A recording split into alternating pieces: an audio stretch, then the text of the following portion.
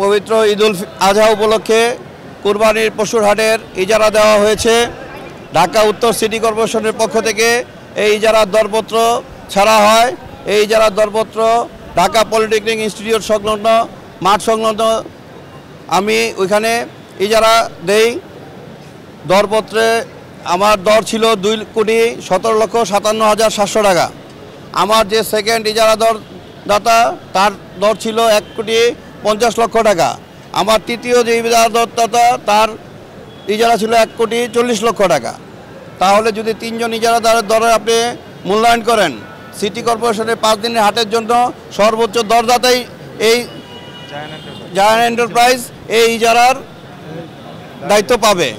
কিন্তু আপনারা দেখেছেন সর্বোচ্চ দরদাতা হওয়া সত্ত্বেও আমাকে ইজারা না দিয়ে আমার সাথে 2 নম্বরই করে একজন প্রতারক, যেটা এইবারই যে গপ্তলি পশুরহাটে কয়েকদিন আগে এই সিটি কর্পোরেশনের এই অফিসেই ভুয়া পেওডার দিয়ে গাবতলী পশুরহাটের ইজারা দিয়েছিল, তাকে ব্ল্যাক লিস্ট না করে, তাকে ডিপান্ড না করে, উল্টো তিনি তৃতীয় হওয়ার পক্ষে তাকে এই ইজারা দেওয়া হয়, তাকে টাকা জমা দিতে বলা হয়।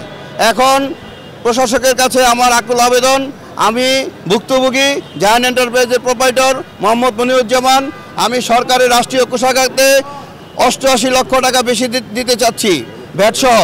তাহলে কেন রাষ্ট্রীয় কোষাগারে 88 লক্ষ টাকা বেশি না নিয়ে একজন তৃতীয় ব্যক্তিকে, একজন প্রতারককে তাকে ব্ল্যাক লিস্ট না করে, তাকে ডিপান্ড না করে কেন তাকে ইজারা দেওয়া হলো?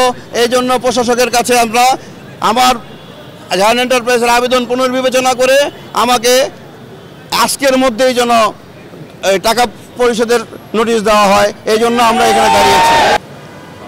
এই হাটের নিয়ম হচ্ছে হাটটা 5 দিনের হাট, টাকা দিয়ে দিব এখানে, আর তারপর আমি হাট পরিচালনা করব। আমি আমার টিন, ব্যাট, ট্যাক্স, তারপরে ট্রেড লাইসেন্স সব কিছু আপডেট দিয়েছি।